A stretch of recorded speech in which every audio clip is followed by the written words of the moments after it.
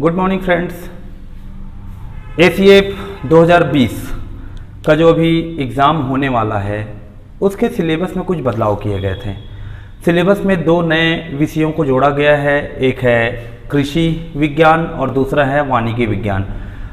कृषि विज्ञान अर्थात एग्रीकल्चर साइंस की पढ़ाई हम आज से शुरू कर रहे हैं और आज का जो टॉपिक है वो एग्रीकल्चर से रिलेटेड है, कृषि से संबंधित है। कृषि के बेसिक के ऊपर हम बात करेंगे। एग्रीकल्चर क्या होता है, एग्रोनॉमी क्या होता है, एग्रोनॉमी अर्थात शस्य विज्ञान क्या होता है, उनके प्रकार क्या होते हैं, और इसे शुरू करते हुए हम सिलेबस में एंट्री करेंगे।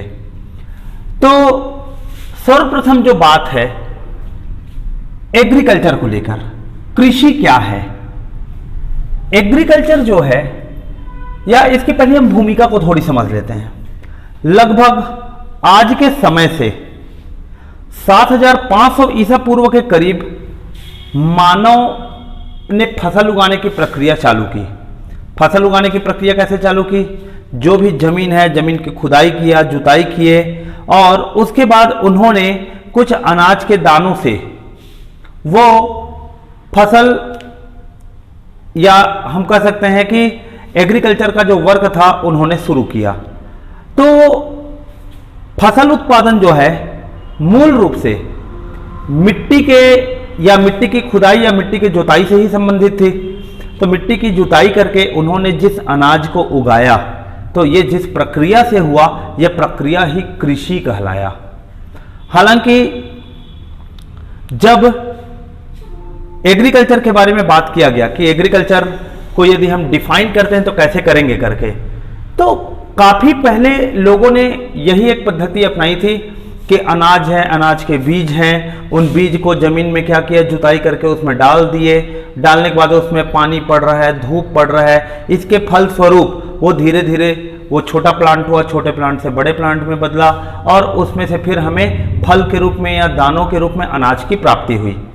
तो ये जो पॉइंट है एग्रीकल्चर का शुरुआत लगभग इस पृथ्वी पे 7500 ईसा पूर्व स्टार्ट हुआ था। एग्रीकल्चर मूल रूप से देखा जाए ये दो शब्द से मिलकर बना है। पहला शब्द है एग्री और दूसरा शब्द है कल्चुरा। इस तरीके से एग्री शब्द का मतलब होता है सॉइल अर्थात मिट्टी, और कल्चुरा शब्द का मतलब होता है, या कल्चर शब्द का मतलब होता है, या कल्टीवेशन का मतलब होता है। तो कल्चुरा शब्द जो रहता है ये एक प्रकार की कला के बारे में बताता है। कला अर्थात आर्ट, ये कल्चर है। मगर ये कौन से कल्चर की बात कर रहे हैं? मिट्टी की जुताई से संबंधित मिट्टी है, मिट्टी की जुताई से संबंधित कल्चर के बारे में बात किया। तो मिट्टी की जुताई से संबंधित जो आर्ट है वही एग्रीकल्चर कहलाया। एग्रीकल्चर जो है वो एग्रीकल्चर मूल रूप से यदि देखा जाए तो किस बात को बताता है कि सॉइल या मिट्टी की जुताई से संबंधित जो विज्ञान है वही एग्रीकल्चर साइंस कहलाता है। ये एग्रीकल्चर था, अर्थात मिट्टी है, मिट्टी की जुताई किए, उससे फसल उगाए, फसल उगाकर उसके ऊपर वर्कआउट किए। मगर जो सर्वप्रथम जब वो फसल उगाते थे तो फसल उगाने के क्रम में क्या होता था कि बहुत पहले की बात थी, तो उस वक्त जो भी लोग रहते थे सबके सब जंगल क्षेत्र में रहते थे। जंगली एरिया पर ही मानवों का मूल रूप से निवास था। कंदमूल खाते थे, पेड़ के ऊपर छोटी सी झोपड़ी जैसे बनाकर रहते थे, या बदन पे कपड़े भी नहीं होते थे, या हम सामान्य रूप से ये कह सकते कि ट्राइबल जो कल्चर था उस वक्त विद्यमान था।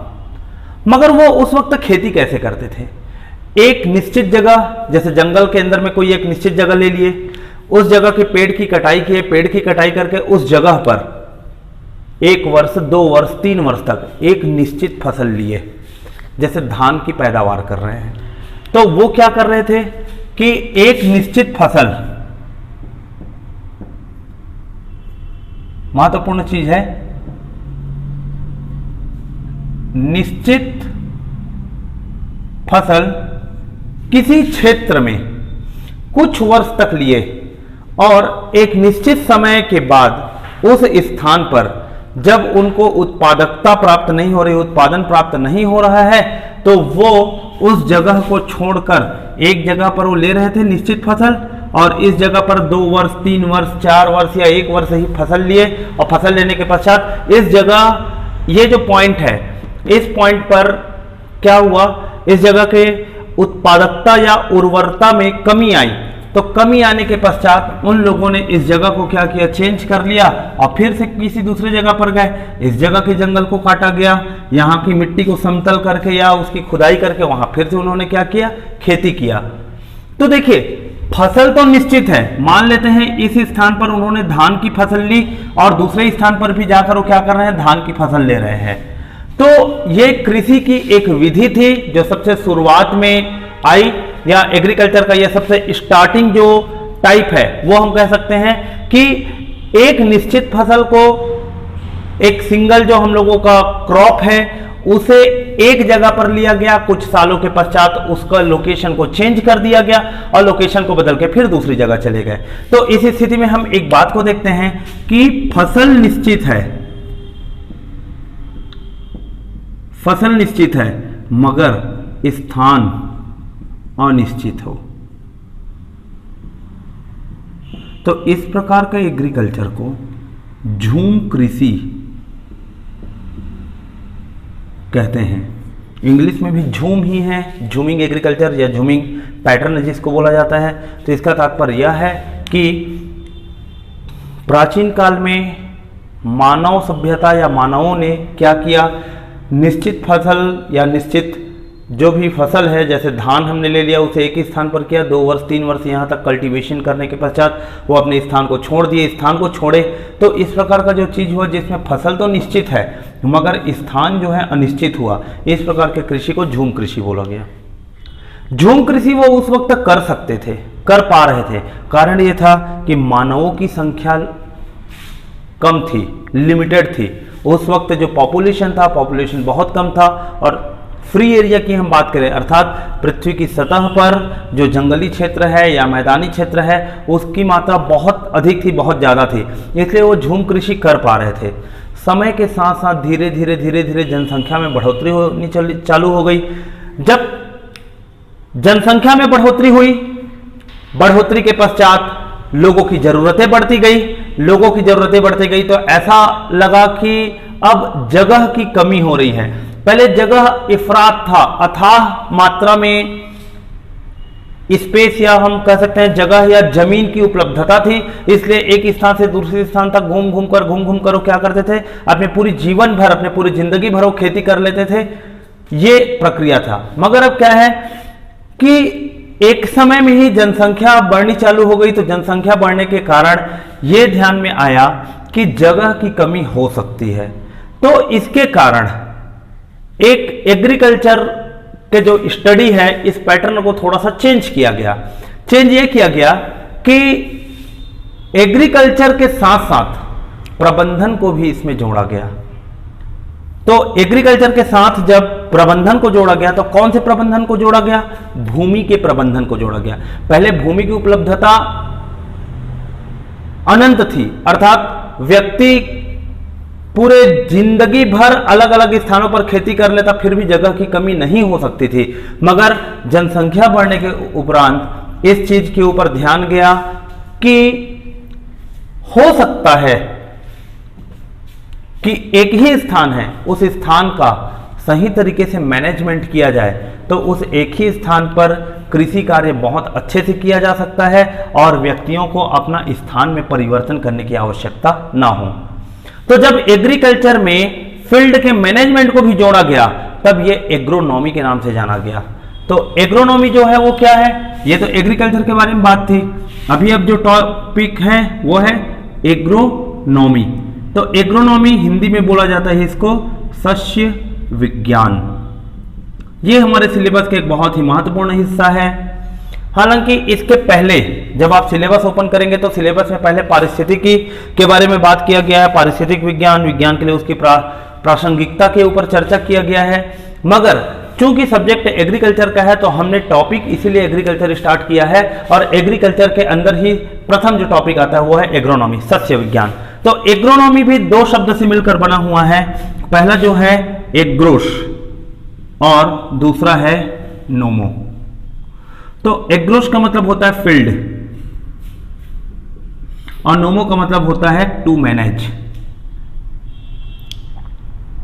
अर्थात प्रबंध करना, ये नोमो का मतलब है। और फील्ड का तात्पर्य क्या होता है? क्षेत्र अर्थात जगह। तो किसी क्षेत्र का प्रबंधन करते हुए कृषि करना ही एग्रोनॉमी कहलाता है। तो एग्रोनॉमी का यदि आप परिभाषा नोट करना चाहेंगे तो लिख सकते हैं, एग्रोनॉमी की परिभाषा है, यह कृषि की या कृषि विज्ञान की वह शाखा है जो फसल के उत्पादन के साथ साथ उसके प्रबंधन की भी बात करता है। फसल उत्पादन कर रहे हैं और साथ ही साथ भूमि के प्रबंधन भी कर रहे हैं। तो दो बातों के ऊपर हम यहां पर चर्चा कर रहे हैं। एग्रोनॉमी जो है वो मूल रूप से यदि देखें तो किस रूप में आएगा? ये फसल उत्पादन तो कर ही रहे हैं, फसल उत्पादन, और फसल उत्पादन के साथ भूमि का प्रबंधन भी कर रहा है, भूमि प्रबंधन। तो इन दोनों कार्य को करने के लिए जिस कला या जिस विज्ञान की आवश्यकता होती है उसे ही एग्रोनॉमी या सस्य विज्ञान के नाम से जाना जाता है। बहुत ही छोटी सी बात थी, बहुत ही छोटा सा पॉइंट था कि एग्रोनॉमी क्या होता है, सस्य विज्ञान क्या होता है। तो सस्य विज्ञान का मतलब होता है कि फील्ड को मैनेज करना। क्यों फील्ड को मैनेज करने की आवश्यकता हुई? पहले तो झूम कृषि होती थी जिसमें फील्ड को मैनेज नहीं करना पड़ता था। व्यक्ति जो थे, मानव जो था, वो समय के साथ साथ 1 वर्ष 2 वर्ष एक स्थान पर रहा, फिर उसके बाद अपने स्थान को उसने चेंज करके कहीं दूसरे जंगल की ओर शिफ्ट हो गया, या उसी को शिफ्टिंग कल्टीवेशन भी कहते थे, क्योंकि जगह की कमी नहीं थी। मगर समय आने के बाद, समय के साथ साथ धीरे धीरे ये देखा गया कि जनसंख्या बढ़ रही है और जनसंख्या बढ़ने के फलस्वरूप जगह की कमी हो सकती है। तो एक ही स्थान पर व्यक्ति रहकर उस जगह का ही प्रॉपर वे में मैनेज करते हुए, सही तरीके से प्रबंधन करते हुए उसका उपयोग करने की सीख लेना उसके लिए अनिवार्य हो गई। इसी कारण ये एक शब्द बना एग्रोनॉमी, सस्य विज्ञान। इसके अंतर्गत एक ही जगह का कैसे अलग अलग तरीके से मैनेज करके एक सिंगल प्लेस से ही मैक्सिमम आउटपुट लिया जा सकता है, उसके बारे में डिस्कशन किया जा रहा है। तो ये है सस्य विज्ञान। अब अगला जो टॉपिक है वो आता है सस्य विज्ञान के मूलभूत सिद्धांत। इसके मेन जो सिद्धांत हैं वो क्या क्या है? जब हम सस्य विज्ञान की बात करते हैं तो सस्य विज्ञान के अब सिद्धांत के ऊपर चर्चा कर रहे हैं। सस्य विज्ञान के सिद्धांत क्या है?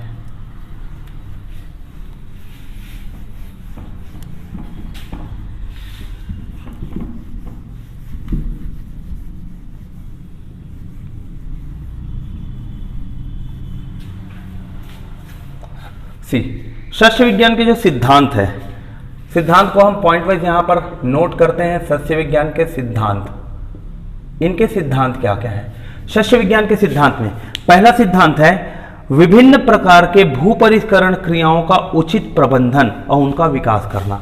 अर्थात पहला सिद्धांत है भू परिष्करण, विभिन्न प्रकार के जो भू परिष्करण सिद्धांत है, इन सिद्धांतों का, जो विभिन्न प्रकार के भू परिष्करण सिद्धांत है, इन सिद्धांतों या ये जो क्रियाएं हैं, सिद्धांत में लिख के हम इसको ऐसे लिख सकते हैं क्रिया। विभिन्न प्रकार के भू परिष्करण क्रियाओं का उचित प्रबंधन और उनका विकास करना। क्रियाओं का उचित प्रबंधन प्लस विकास करना, यह पहला बिंदु था। दूसरा, भू परिष्करण के बारे में हम आगे डिटेल में पढ़ेंगे। अभी इस शब्द को बस आप ध्यान में रखेंगे, भू परिष्करण का अर्थ क्या होता है। भू परिष्करण को इंग्लिश में टीलेज बोला जाता है। तो इसका जो डीप मीनिंग है या इस पूरे प्रक्रिया के बारे में हम अगले आने वाले चैप्टर्स में पढ़ेंगे। दूसरा जो महत्वपूर्ण इसका बिंदु था, मृदा उर्वरता और उत्पादकता को बनाए रखना। सस्य विज्ञान, तो मृदा की उर्वरता को बनाए रखना, मृदा की उर्वरता बनाए रखना। अब देखिए ये क्या महत्वपूर्ण बात है, मृदा की उर्वरता बनाए रखना। चूंकि शस्य विज्ञान में यह बोला गया कि फील्ड को प्रबंध करना है, अर्थात एक जो क्षेत्र हमें दिया गया उसी को हमें मैनेज करना है। तो खेती के लिए जब हम एक ही भूमि को कई वर्ष तक एक ही फसल या दो फसल हम बार बार ले रहे हैं तो उस एक जगह की उर्वरा शक्ति या फर्टिलिटी जो है वो कैपेसिटी तो खत्म हो जाएगी। तो वही उर्वरा शक्ति को बनाए रखने के लिए हम क्या क्या तकनीक प्रयोग कर सकते हैं, ये भी इसके क्या है सिद्धांत में समाहित है, इसके मुख्य सिद्धांत में शस्य विज्ञान के। तीसरा जो महत्वपूर्ण बिंदु है, फसल में कीट, रोग और खरपतवार का प्रबंध करना। तीसरा जो है रोग, कीट, खरपतवार का प्रबंध करना, अर्थात इनको किस तरीके से हम मैनेज करेंगे। हम देखते हैं कि फसल में रोग लग जाते हैं, फसल में कीट, टिड्डे, जितने भी प्रकार के डिफरेंट काइंड ऑफ इंसेक्ट होते हैं, उनका जब अटैक होता है तो फसल के उत्पादन पर प्रभाव पड़ता है। और साथ ही साथ खरपतवार की हम बात कर रहे हैं, खरपतवार अर्थात वीड्स जो होते हैं, इनका हम किस तरीके से प्रबंध करेंगे, इसके बारे में भी यहां पर बात किया गया है। इस विज्ञान में एक और सिद्धांत है कि जो भी बीज है, चौथा, स्वस्थ बीजों का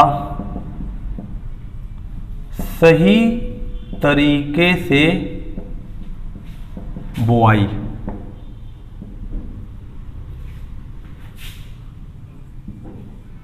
इस तरीके से देखिए, जो हमारे पास स्वस्थ बीज मौजूद हैं, बीज में भी जब हम पहुंचेंगे तो हमें पता चलेगा कि कौन से बीज स्वस्थ होते हैं, कौन से स्वस्थ नहीं होते। अब बीज का भी एक विज्ञान है तो उसके ऊपर हम बात करेंगे, मगर इन सब को लेकर देखा जाए तो एक एक चैप्टर बना है। रोग, कीट वगैरह को लेकर एक चैप्टर अलग है, खरपतवार को लेकर एक चैप्टर अलग है, मृदा की उर्वरता बनाए रखना तो मृदा से ऊपर एक चैप्टर अलग है हमारे पास में। उर्वरता की बात कर रहा है तो उर्वरक को लेकर एक चैप्टर अलग से पढ़ना है हमें। स्वस्थ बीज है तो बीज टेक्नोलॉजी के बारे में हमें अलग से चर्चा करना है। अर्थात देखिए, जो पूरा सिलेबस है, पूरे सिलेबस में जिन जिन टॉपिक को रखा गया है, उन पूरे टॉपिक को क्यों वहां पर रखा गया, उसका कारण है क्योंकि वो एग्रोनॉमी या शस्य विज्ञान के सिद्धांत के आधार पर है कि शस्य विज्ञान का सिद्धांत क्या कहता है। शस्य विज्ञान सामान्य शब्द था, भूमि का प्रबंध करना। तो क्यों भूमि का प्रबंध कर रहे हैं, इन सब चीजों का आवश्यकता है। इसके लिए जनसंख्या बढ़ने के साथ जगह को बदला नहीं जा सकता, तो एक ही जगह पर जीवित रहने हैं तो हमें सही तरीके से उपार्जन करना है, तो उसके लिए हमें क्या करना पड़ेगा, इन सब बातों को ध्यान देना पड़ेगा। इन सब बातों के आधार पर ही हम आगे की क्लास को, आगे के चैप्टर्स में हम बढ़ पाएंगे। एक और महत्वपूर्ण चीज है कि फसल के विभिन्न अवस्थाओं के लिए उर्वरक और जल का उचित प्रबंधन। फसल की विभिन्न अवस्था हेतु उर्वरक प्लस जल की उपलब्धता के बारे में बात करना। फसल जैसे जैसे बढ़ेगा, फसल 10 दिन का हुआ, 30 दिन का हो रहा है, 45 दिन का हुआ, 90 दिन का हुआ, तो इस प्रकार से अलग अलग अवस्था में, किस अवस्था में उर्वरक की आवश्यकता होगी, किस अवस्था में कितने जल की मात्रा की आवश्यकता होगी, इसके बारे में भी पढ़ाई करना शस्य विज्ञान के सिद्धांत के अंतर्गत आता है। विभिन्न प्रकार के मौसम, जलवायु और मृदा के लिए विभिन्न फसल की प्रजाति का चयन करना, अर्थात छठवां जो चीज है, विभिन्न जलवायु प्लस मृदा हेतु अलग अलग फसल का चुनाव, अलग अलग फसल का चुनाव करना, यह भी शस्य विज्ञान के सिद्धांत के अंतर्गत आता है। बिल्कुल सही बात है। जिस प्रकार से देखिए, गेहूं एक फसल है, गेहूं के जो फसल होते हैं वो मूल रूप से देखा जाए तो मटासी भूमि हो गया, काली मिट्टी हो गया, इन जगहों पर ज्यादा अच्छे तरीके से किया जाता है। काली मिट्टी में खासकर गेहूं की फसल बहुत अच्छे से ली जाती है। तो हम बात कर रहे हैं कि जैसे जलवायु प्लस मृदा काली होनी चाहिए गेहूं के फसल के लिए, जलवायु शीत ऋतु का समय होना चाहिए, अर्थात दिसंबर, जनवरी, फरवरी का माह होना चाहिए, तब इसका कल्टीवेशन हम बहुत अच्छे तरीके से कर सकते हैं। ऐसा नहीं है कि हम गेहूं की फसल को अभी बरसात के वक्त लगाएंगे तो हमें बहुत सही फसल उसके लिए प्राप्त नहीं हो सकता।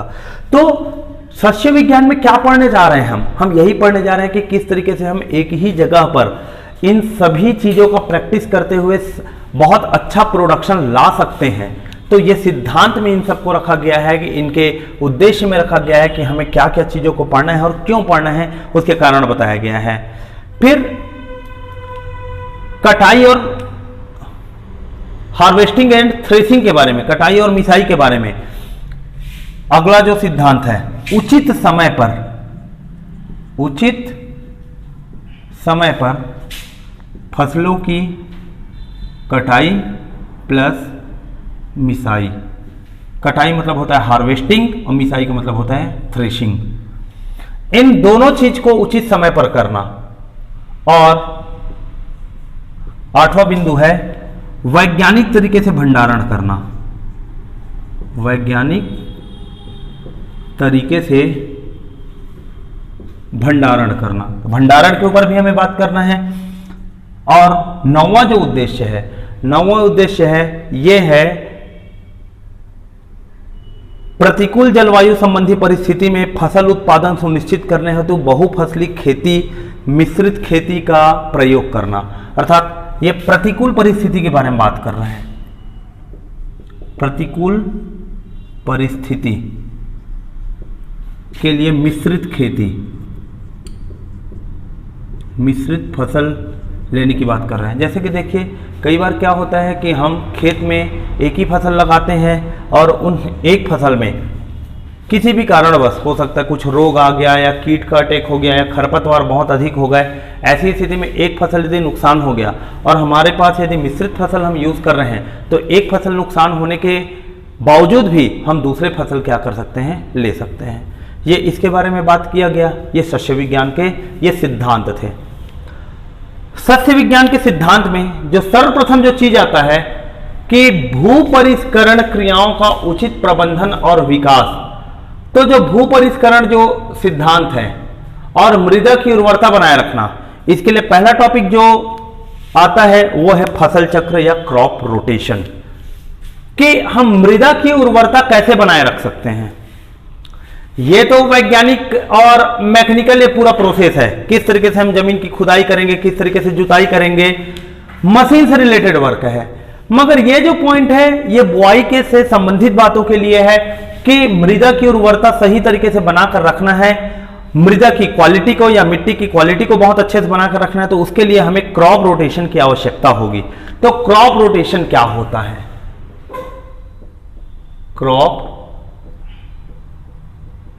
रोटेशन, यदि इसकी परिभाषा की आप बात करेंगे तो क्रॉप रोटेशन का मतलब होता है निश्चित समय में, निश्चित क्षेत्र पर, निश्चित क्रम में फसलों को उगाना। देखिए तीन चीजें निश्चित हैं, क्षेत्र निश्चित है, समय निश्चित हुआ और उसमें फसल का क्रम भी क्या होना चाहिए, निश्चित होना चाहिए। तो ये जो प्रक्रिया होती है ये प्रक्रिया ही क्रॉप रोटेशन कहलाती है। तो क्रॉप रोटेशन का परिभाषा क्या है? निश्चित क्षेत्र में, निश्चित समय में, समय पर, निश्चित क्रम में फसलों को उगाना।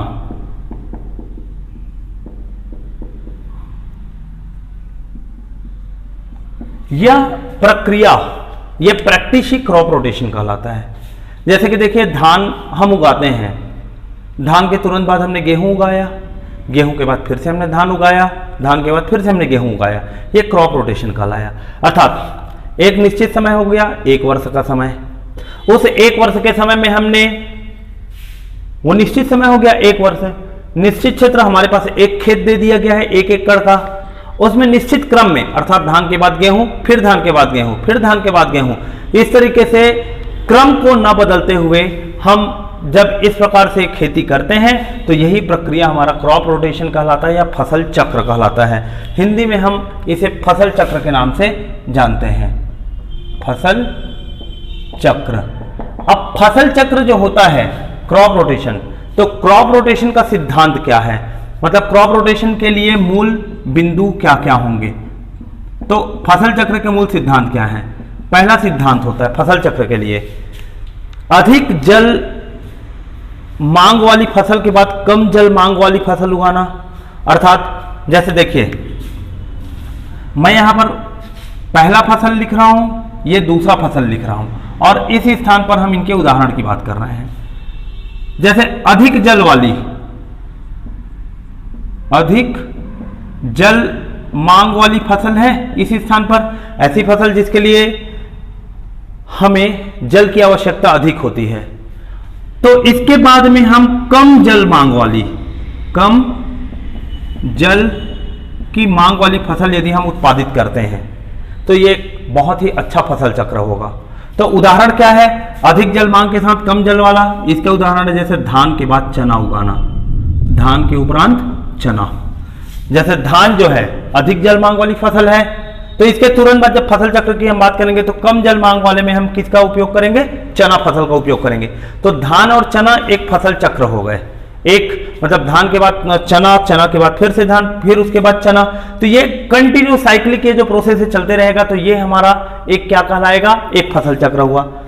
दूसरा सिद्धांत क्या है, जैसे पहले सिद्धांत में जल की मांग के आधार पर फसल चक्र का चयन किया गया, दूसरा अधिक खाद वाले के रेस्पेक्ट में कम खाद रिक्वायरमेंट वाला। अर्थात दूसरा जो चीज है, अधिक उर्वरक वाली फसल के साथ में कम उर्वरक मांग वाली फसल, यह अधिक उर्वरक मांग वाली फसल है।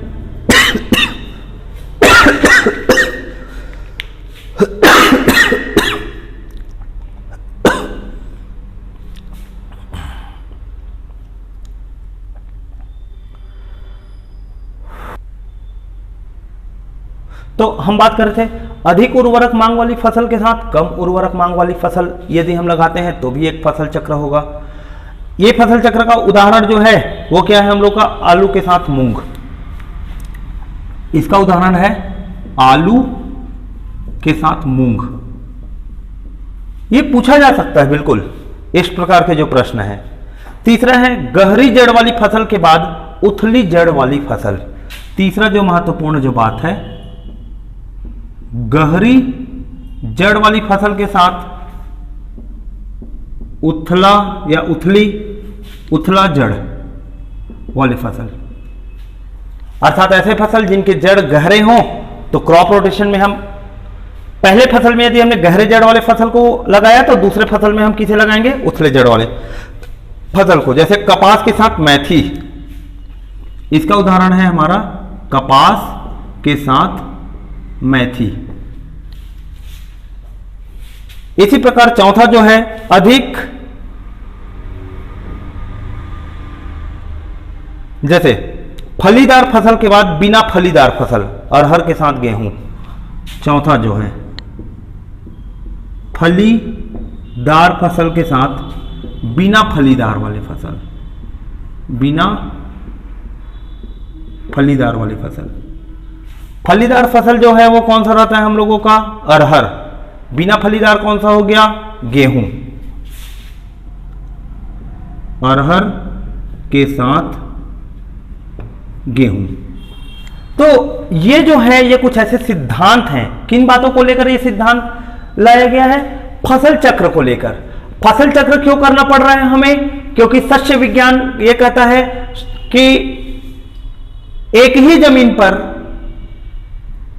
हमें सदैव क्या करना है, कृषि करना है, और सदैव कृषि करना है और उस मृदा की उर्वरता को बनाए रखना है। तो उसके लिए क्रॉप रोटेशन पद्धति को हमें अपनाना पड़ेगा। और ये जो क्रॉप रोटेशन जो पद्धति है, इसमें क्या सिद्धांत को अपनाना है हमें, यदि पहला फसल हमने अधिक जल मांग वाली लिया है तो दूसरे फसल में कम जल मांग वाली फसल होनी चाहिए। यदि पहले फसल में अधिक उर्वरक मांग वाली फसल है तो दूसरे में कम उर्वरक मांग वाली फसल होनी चाहिए। इसी प्रकार पहले फसल में यदि हमने गहरी जड़ वाले फसल की बात की तो दूसरे फसल में उथले जड़ वाले फसल की हम बात कर रहे हैं। ऐसे करके इसके क्या किया गया है, इस सिद्धांत को बनाया गया है कि इनके आधार पर हम क्रॉप रोटेशन को फॉलो करेंगे। तो ये क्रॉप रोटेशन को लेकर एक छोटी सी बात थी। अब यह भी आता है कि फसल चक्र से लाभ क्या होता है। फसल चक्र से लाभ यदि आप लिखना चाहेंगे तो अपने कॉपी में नोट डाउन कर सकते हैं, और ये आपको नोट्स के रूप में भी प्रोवाइड होगा। इन्हें मैं पॉइंट वाइज बोल दे रहा हूं। फसल चक्र से लाभ, पहला लाभ है खेत की उर्वरता का संरक्षण और मृदा स्वास्थ्य का बनाए रखना। पहला चीज हो गया फर्टिलिटी का संरक्षण हो रहा है और मृदा का स्वास्थ्य सही तरीके से बना हुआ है। दूसरा बिंदु है अधिक फसल उत्पादन। निश्चित है कि यदि हम क्रॉप रोटेशन करेंगे तो फसल उत्पादन भी ज्यादा होगा। तीसरा है भूमि की जैविक, भौतिक, रासायनिक स्थिति को बनाए रखना। चौथा है भूमि का कटाव रोकना। सामान्यतः क्या होता है कि जब एक ही फसल हम बार बार करते हैं तो भूमि में कटाव उत्पन्न होना चालू हो जाता है, क्योंकि भूमि की उर्वरा शक्ति, भौतिक स्थिति, रासायनिक उसकी जो क्षमता है वो धीरे धीरे कम होती है।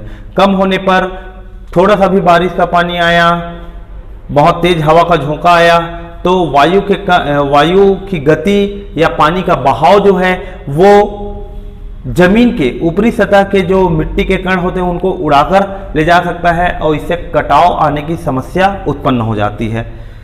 फसल उत्पादन व्यय में कमी, अर्थात ये एक महत्वपूर्ण चीज है। इकोनॉमिक्स की बात की है, यहाँ पर इकोनॉमिकल बात हुआ कि यदि हम क्रॉप रोटेशन फॉलो करते हैं तो इस स्थिति में फसल उत्पादन में जो व्यय हो रहा है उस व्यय में कमी आ जाएगी।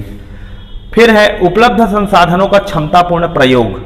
हमने एक संसाधन खरीदा, यदि हम फसल चक्र का प्रयोग करेंगे तो उसी संसाधन से हम दूसरे फसल, तीसरे फसल में भी हम उसे यूज करते जाएंगे और ऐसा होगा कि हमारे पास जो भी संसाधन है, जो भी हमारे पास रखा हुआ है, कोई यंत्र रखा हुआ है, तो हम उसका ज्यादा से ज्यादा मैक्सिमम टू मैक्सिमम उसका यूटिलाइजेशन ले सकते हैं। वर्ष भर नियमित आमदनी, यह भी एक महत्वपूर्ण बिंदु है, महत्वपूर्ण बात है कि फसल चक्र से वर्ष भर आमदनी बनी रहती है। जैसे सामान्यतः मैं आपको एक छोटी सी बात कहूं, जैसे हमारे राज्य की हम चर्चा करते हैं, पहले फसल हम धान लेते हैं, तो खरीफ की फसल में जब हमने धान लिया तो धान की जो बिक्री है अभी विगत 2 वर्षों से 2,500 रुपए प्रति क्विंटल के हिसाब से हो रही है। मगर दूसरे फसल में भी यदि हम धान की उपज लेते हैं तो दूसरे फसल में धान की उपज इस समर्थन मूल्य अर्थात 2,500 रुपए प्रति क्विंटल पर नहीं बिकता, मतलब हमें मूल्य कम मिला। तो धान के बजाय यदि हम गेहूं की बुआई कर रहे हैं, चना की बुआई कर रहे हैं, अरहर हो गया, लाखड़ी अर्थात तिवरा हो गया, उड़द हो गया, मूंग हो गए, इन प्रकार के किसी दलहन या तिलहन फसल का यदि हम चुनाव करते हैं बोने के लिए दूसरे फसल में, तो वो हमें समर्थन मूल्य पर क्या होगा, उसकी खरीदी होगी और हमें फसल उत्पादन पर या जो आमदनी है वो काफी अच्छे तरीके से होगी। तो इस प्रकार से यहाँ पर एग्रीकल्चर के बारे में हमने थोड़ा सा बेसिक पॉइंट के बारे में स्टडी किया। एग्रीकल्चर क्या होता है, शस्य विज्ञान क्या होता है, क्रॉप रोटेशन क्या है, इनके बारे में बात किया। अगले क्लास में कृषि से ही संबंधित कुछ महत्वपूर्ण शब्दावली जैसे क्रॉपिंग सिस्टम क्या होता है, क्रॉपिंग पैटर्न क्या होता है, मिक्स्ड क्रॉपिंग क्या होता है और शस्यन के प्रकार, बहुशस्यन, बहुस्तरीय शस्यन, इस प्रकार की जो चीजें हैं इन्हें हम अगले क्लास में स्टडी करेंगे। धन्यवाद।